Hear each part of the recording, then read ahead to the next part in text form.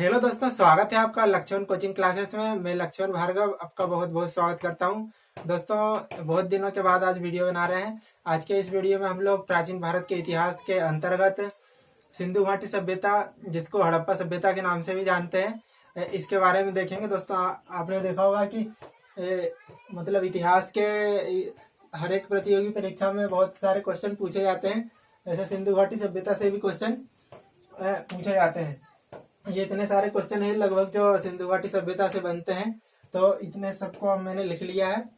ठीक है, और इतने क्वेश्चन आप अच्छे से तैयार कर लीजिए, तो ये समझिए कि सिंधु घाटी सभ्यता से आने वाले सभी क्वेश्चन आप बिल्कुल अटेम्प्ट कर लोगे, है ना।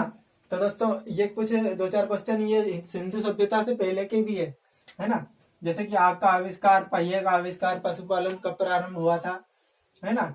तो ऐसे इतिहास का पिता किसको कहा जाता है, ये ऐसा क्वेश्चन भी आता है। तो इतिहास का पिता कहा जाता है दोस्तों हेरोडोटस को। हेरोडोटस, है ना, ये व्यक्ति है जिसको इतिहास का पिता कहा जाता है। फिर बात आती है पहिए का आविष्कार कब हुआ था। पहिए का आविष्कार, है ना, नहीं, पहले आग का आविष्कार कब हुआ था। तो दोस्तों, सिंधु सभ्यता से पहले जो था ताम्र पाषाण काल था, और उससे पहले पाषाण काल था, है ना। तो पाषाण काल 3 भागों में बटा हुआ था, पूरा पाषाण काल, मध्य पाषाण काल और नव पाषाण काल। तो जो आग का आविष्कार है वो पूरा पाषाण काल में हुआ था, पूरा पाषाण काल। सिंधु सभ्यता से पहले, हड़प्पा सभ्यता से पहले ताम्र पाषाण काल था। उससे पहले क्या था, उससे पहले था अपना पाषाण काल, और पाषाण काल 3 भागों में विभाजित था, पूरा पाषाण काल, मध्य पाषाण काल और नव पाषाण काल। तो देखो, आग का आविष्कार हो गया पूरा पाषाण काल में, पशुपालन का प्रारंभ हो गया मध्य पाषाण काल में, और पहिए का आविष्कार हुआ नव पाषाण काल में। ये तीनों पाषाण काल से एक एक घटना है जो एग्जाम में पूछी जाती है हमेशा। आग का आविष्कार, पशुपालन का प्रारंभ और पहिए का आविष्कार, है ना। तो ये तीनों को आपको अच्छे से याद रखना है। उसके बाद दोस्तों भीम बेटिका के बारे में क्वेश्चन पूछा जाता है। भीम बेटिका, तो दोस्तों ये जो भीम बेटिका है ना, ये पहली बात तो ये कहाँ है, तो ये रायसेन जिला में है। रायसेन जिला मध्य प्रदेश, रायसेन जिला है, भोपाल मध्य प्रदेश की राजधानी के साइड में जिला है रायसेन, जो है ना मध्य प्रदेश में। मतलब भीम बेटिका कहाँ है, क्वेश्चन आता है भीम बेटिका कहाँ है, मध्य प्रदेश में है। मध्य प्रदेश के एग्जाम अगर आप दे रहे हो तो उसमें ऐसा पूछ लिया जाएगा कौन से जिले में, तो रायसेन जिले में। और ये किस लिए प्रसिद्ध है, तो दोस्तों ये जो प्रसिद्ध है गुफा के शैल चित्रों के लिए, गुफा शैल चित्रों के लिए प्रसिद्ध है ना। गुफा शैल चित्रों के लिए प्रसिद्ध है भीम बेटिका। इसके बाद दोस्तों क्वेश्चन है कि विश्व का सबसे प्राचीन अभिलेख कौन सा है, विश्व का सबसे प्रथम अभिलेख कौन सा है। तो इसका आंसर दोस्तों आ जाएगा बोगोजकोई अभिलेख। बोगोजकोई अभिलेख। और ये कहाँ है, तो दोस्तों ये जो है बोगोजकोई अभिलेख, ये एशिया माइनर में है। एशिया माइनर का बोगोजकोई अभिलेख, है ना, एशिया माइनर का बोगोजकोई अभिलेख। ये क्या है, विश्व का सबसे प्राचीन अभिलेख है, विश्व का सबसे पुराना अभिलेख, सबसे प्रथम अभिलेख है। फिर बात करते हैं सबसे पहले मानव ने किस धातु का प्रयोग किया। तो ये जो हड़प्पा सभ्यता थी, इसमें ये कांस्य युगीन सभ्यता थी, इसमें लोग कांसा धातु का प्रयोग करते थे। इससे पहले ताम्र पाषाण काल था, है ना। तो सबसे पहले धातु का प्रयोग किया था मानव ने, कौन सी धातु का, सबसे पहले तांबा धातु का प्रयोग किया था। तांबा, मानव ने सबसे पहले किस धातु का प्रयोग किया था, तो उसका आंसर आ जाएगा तांबा। मानव ने सबसे पहले तांबा धातु का प्रयोग किया था। इसके बाद बात करें कि सबसे पहले मानव ने किस जानवर को पालतू बनाया था। कुत्ता, ये सबसे पहले कौन से जानवर को पालतू बनाया था, तो अपना हो जाएगा कुत्ता। सबसे पहले कुत्ता को जानवर पालतू बनाया था। फिर दोस्तों ये इतने क्वेश्चन जो भीम बेटिका से, मतलब अपने सिंधु घाटी सभ्यता से पहले के भी बन जाते हैं। इसके बाद बात करते हैं सिंधु घाटी सभ्यता की। फिर ये सारे क्वेश्चन सिंधु सभ्यता के ही हैं। तो सिंधु सभ्यता का पहले तो काल की बात करें कि समय क्या था, तो दोस्तों ईसा से पूर्व 2500 शताब्दी, है ना, मतलब 2500 ईसा पूर्व से लेकर 1750 ईसा पूर्व तक, ये 2500 ईसा पूर्व से लेकर 1750 ईसा पूर्व तक सिंधु घाटी सभ्यता का, हड़प्पा सभ्यता का काल था, है ना। ठीक है, फिर बातें ये कि कैसी ये कैसी सभ्यता थी, तो ये आद्य ऐतिहासिक थी। आद्य ऐतिहासिक का मतलब ये है कि इसके बारे में जो अपने पास साक्ष्य है, अपने पास इसके सबूत है, वो जो है ना ऐसा कोई लिखे विखे पुस्तक या फिर ग्रंथ ये वगैरह नहीं है ना। ये सब कैसे पता चला? खुदाई करने से, खुदाई की तो जगह वगैरह निकली, सिंधु सभ्यता के स्थल निकले, तो ऐसे करके ये अपने को पता चला इस सभ्यता के बारे में। तो ये जो है आद्य ऐतिहासिक है ना। फिर बात करते हैं सिंधु सभ्यता प्रसिद्ध काय के लिए, तो ये जो है ना नगर नियोजन के लिए प्रसिद्ध है। अगर आपसे ऐसा पूछा जाए हड़प्पा सभ्यता कैसी सभ्यता थी, ग्रामीण सभ्यता या फिर नगरीय सभ्यता, तो उसका आंसर आएगा नगरीय सभ्यता थी, है ना। इसके बाद जो वैदिक सभ्यता आएगी वो ग्रामीण सभ्यता थी। तो सिंधु घाटी सभ्यता कैसी थी? नगरीय थी। इसमें नगर थे, बहुत बढ़िया बढ़िया अच्छे अच्छे घर बने हुए थे, है ना। ऐसा नहीं टापरी टोपरी नहीं थी, इसमें घर थे, अच्छे अच्छे महल बने हुए थे, लेकिन सब मिट्टी के। इसके बाद बात करते हैं लिपि कौन सी थी सिंधु सभ्यता की लिपि। तो दोस्तों लिपि की बात करें तो भाव चित्रात्मक लिपि थी, है ना। सिंधु घाटी सभ्यता की लिपि जो थी वो भाव चित्रात्मक थी। जैसे अभी वर्तमान में ये जो अपन ने लिखी है ये हिंदी, ये किस लिपि में लिखी हुई है? ये देवनागरी लिपि में लिखी हुई है।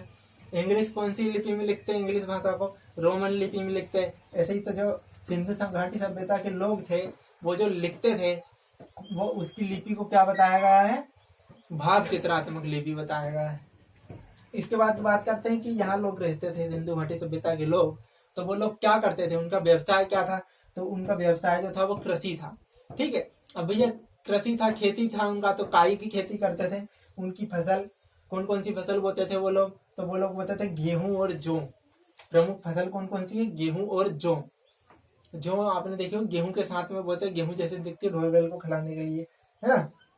इसके बाद बात करें कि ये सिंधु घाटी सभ्यता का विस्तार था, ये कैसा था विस्तार इसका? तो इसका विस्तार था त्रिभुजाकार, ऐसे, है ना। ये ऐसा अपना भारत का नक्शा बन जाता है, ऐसा नक्शा।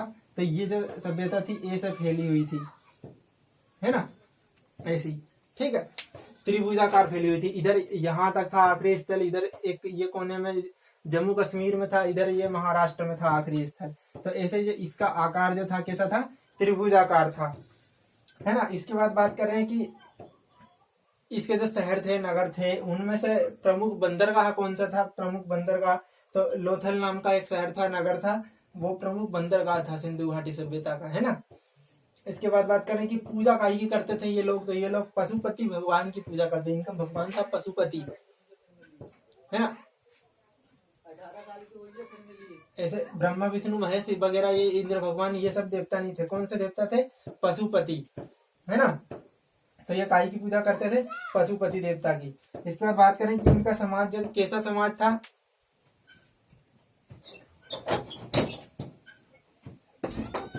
इनके समाज की बात करें तो दोस्तों इनका समाज जो था मात्र सत्तात्मक समाज था,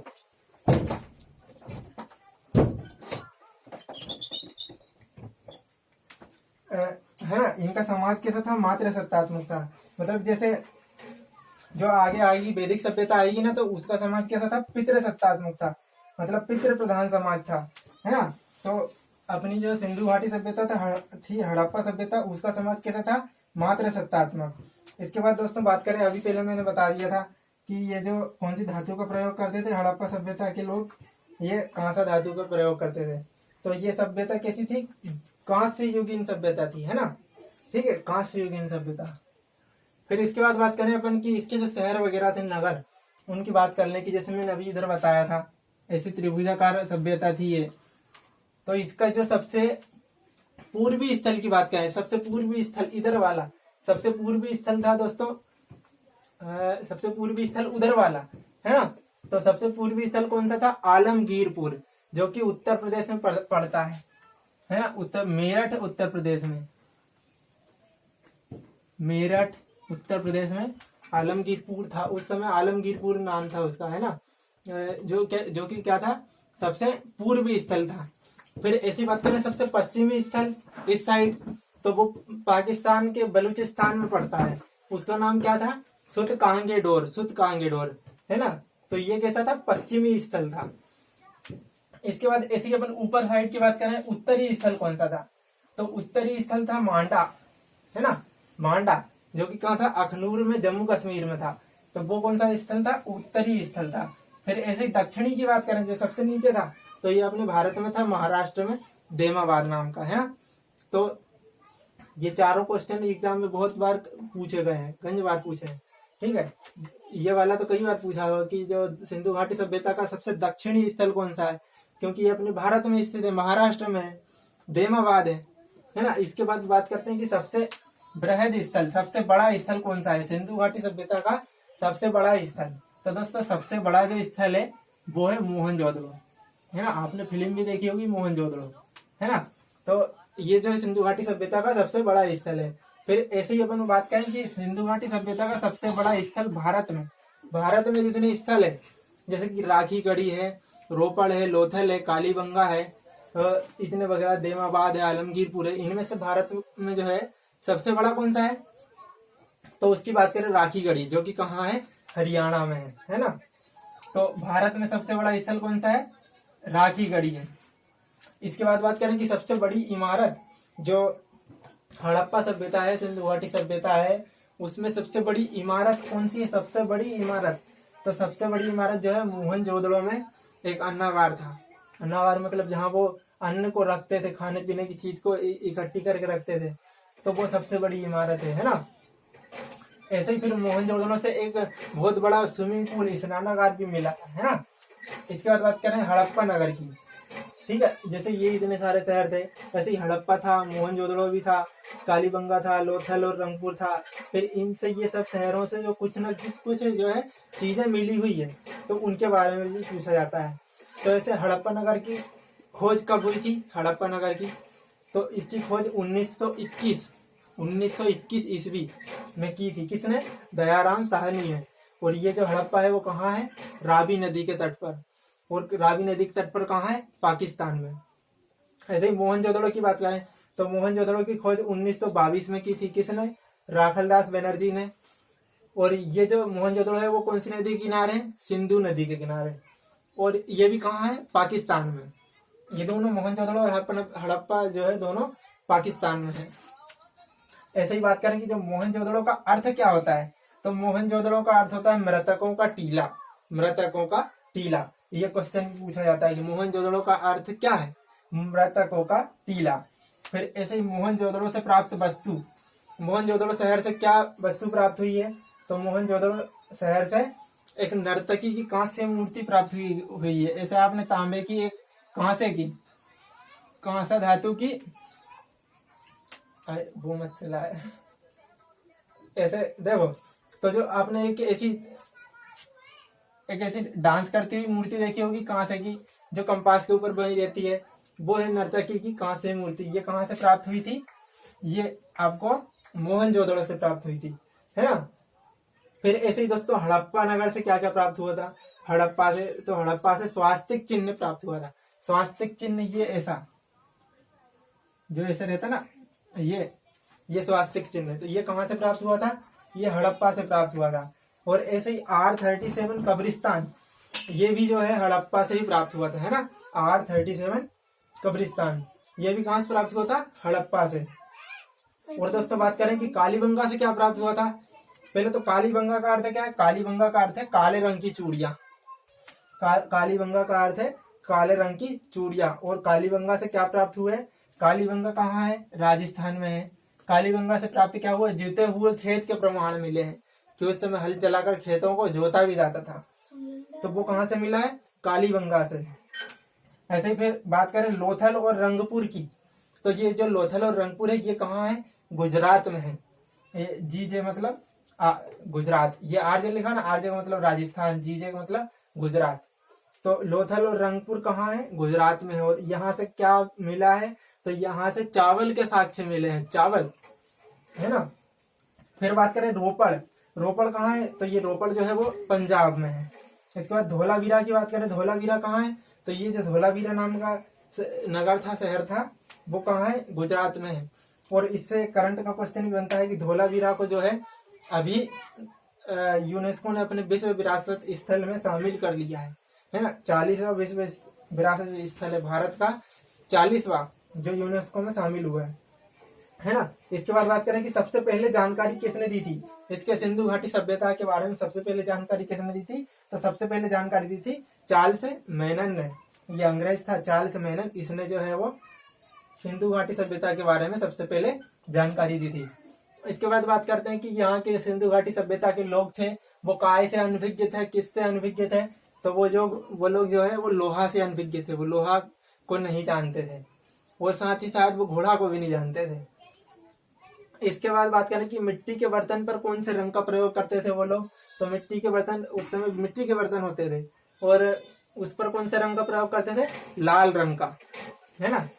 और इसके बाद दोस्तों बात करें कि जो मिस्र के राजा क्या कहलाते हैं, ये क्वेश्चन भी पूछा जाता है। मिस्र क्या एक देश है जिसको इजिप्ट भी बोलते थे, वहां के राजाओं को क्या कहते थे, फराओ, फराओ, ठीक है। मिस्र के राजाओं को क्या कहते थे, फराओ कहते थे। इसके बाद मेसोपोटामिया, ठीक है। तो ये जो दोस्तों सिंधु घाटी सभ्यता के समय ही जो वर्तमान में इराक है, इराक देश, वहां पे मेसोपोटामिया की सभ्यता थी। दो नदी थी, दजला और फरात नदी, तो उन दोनों नदियों के बीच की भूमि में एक सभ्यता पली बड़ी थी जिसको क्या कहते थे, मेसोपोटामिया की सभ्यता। और मेसोपोटामिया का अर्थ क्या होता है, दो नदियों के बीच की भूमि। जैसे अपना इधर इनका अर्थ ये सब था, ऐसे मेसोपोटामिया का अर्थ क्या हो गया अपना, दो नदियों के बीच की भूमि, दजला और फरात के बीच की भूमि। तो दोस्तों इतने अपने लगभग ये इतने सारे क्वेश्चन सब कर लिए और इतने को अच्छे से याद कर लेना आप, ठीक है ना। फिर मिलते हैं अगले वीडियो में ऐसे ही। देखते रहिए लक्ष्मण कोचिंग क्लासेस, और वीडियो पसंद आया हो तो लाइक कर देना, अपने दोस्तों को शेयर भी कर देना, और अभी तक चैनल को सब्सक्राइब नहीं किया हो तो सब्सक्राइब भी कर लेना। फिर मिलते हैं इसके बाद अपन क्या, वैदिक सभ्यता में। ठीक है दोस्तों, थैंक यू।